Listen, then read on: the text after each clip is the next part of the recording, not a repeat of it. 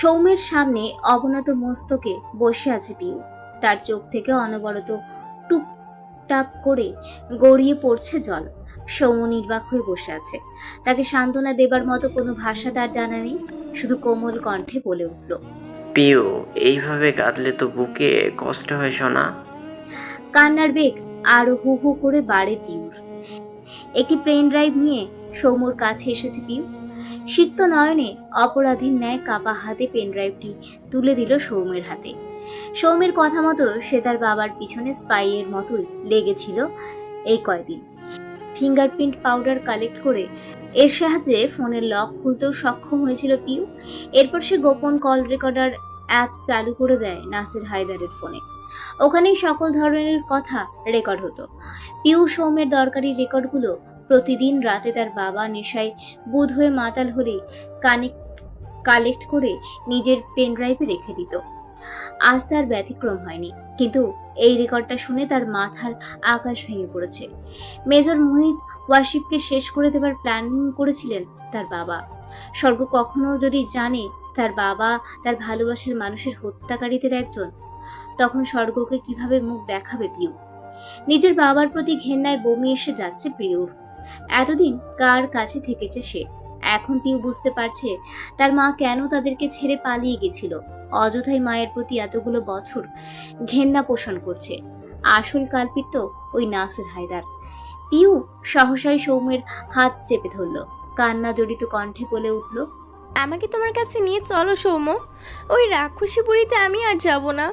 আমাকে তোমার কাছে নিয়ে চলো। ওখানে প্রতি মুহূর্তে আমার দম বন্ধ লাগে। আমার কিচ্ছু ভালো লাগে না।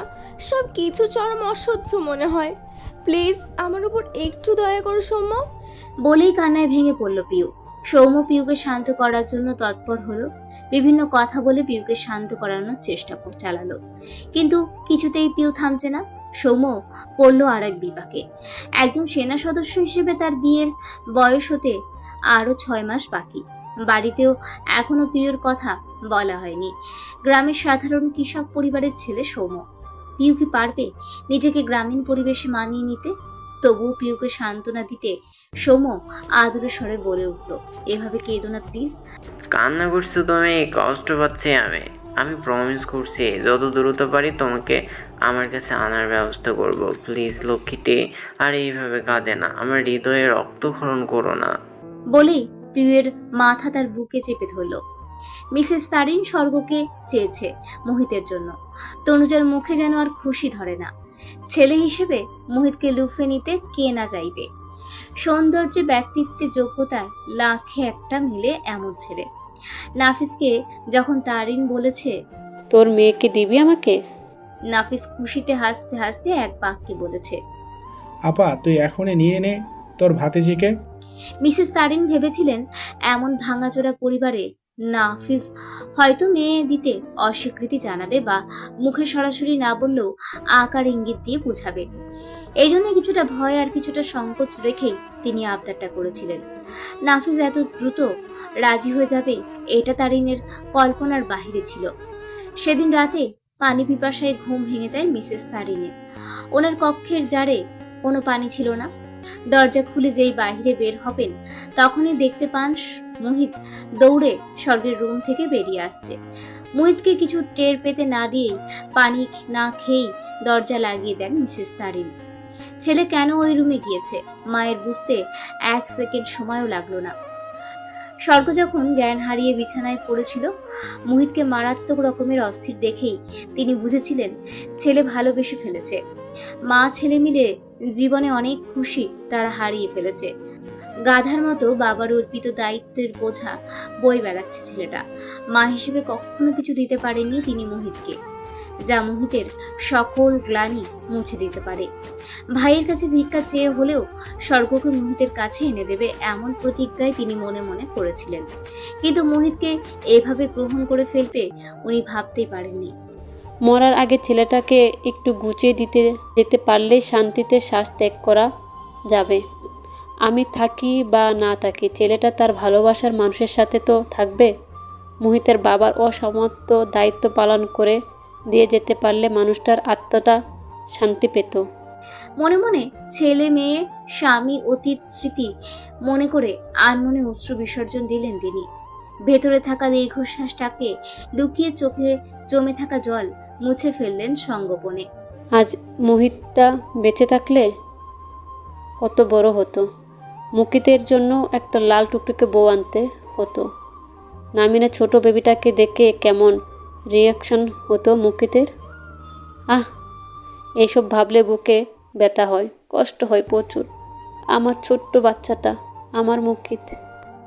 আর পারলেন না এসব ভাবনা ভাবতে মিসেস তারিন। হৃদযন্ত্রটা সায় দেয় না আর এসব ভাবতে, নিষ্ঠুরের মতো পীড়া দিতে থাকে। তনুজা অবাক দৃষ্টিতে তাকিয়ে আছে স্বর্গের দিকে।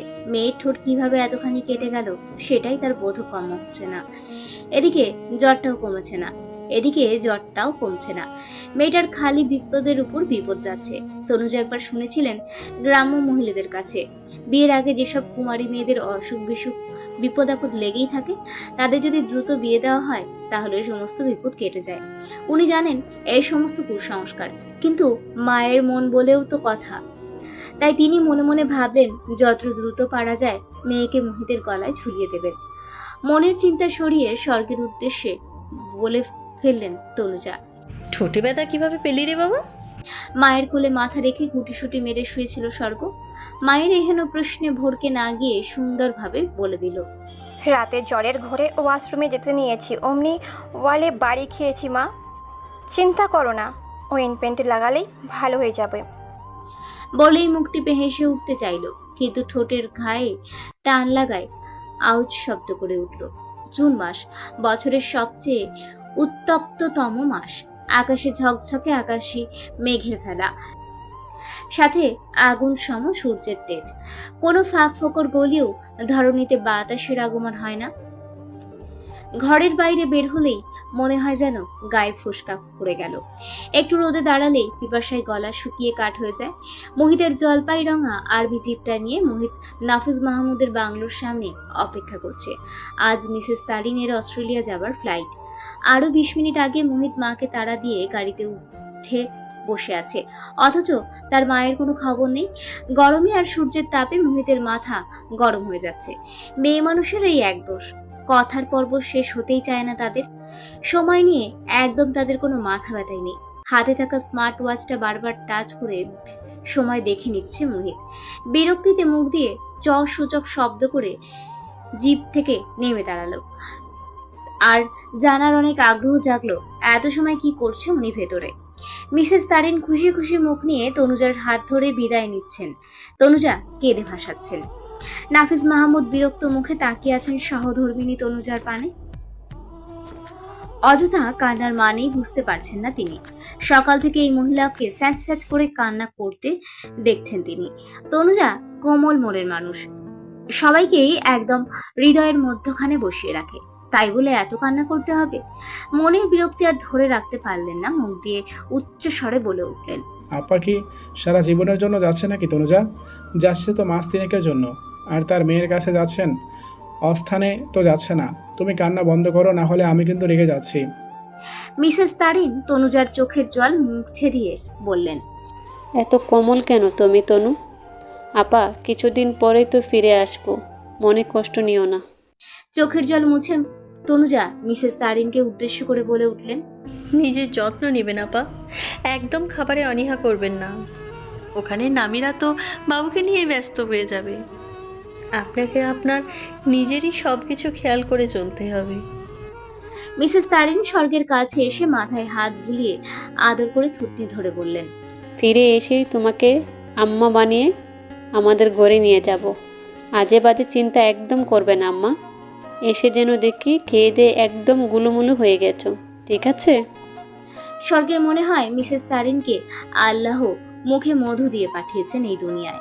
না হলে একটা মানুষের কণ্ঠ, কথা বলার ধরন এত মিষ্টি হয় কি করে? মোহিত দরজায় দাঁড়িয়ে সবকিছু পর্যবেক্ষণ করছিল। এরপর রুমে প্রবেশ করে মাকে শুধালো, মেয়ের কাছে যাবার ইচ্ছা নেই? দেখো কটা বাজে, তোমার ফ্লাইটের টাইম হয়ে যাচ্ছে, দুটো বের হও।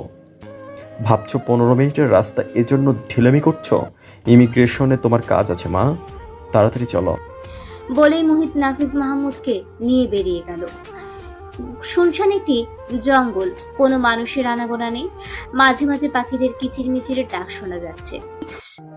চারপাশে বিশাল উঁচু উঁচু পাহাড়। মুহিতার স্বর্গ হাত ধরে হাঁটতে হাঁটতে একটি পাহাড়ের চূড়ায় এসে পৌঁছালো।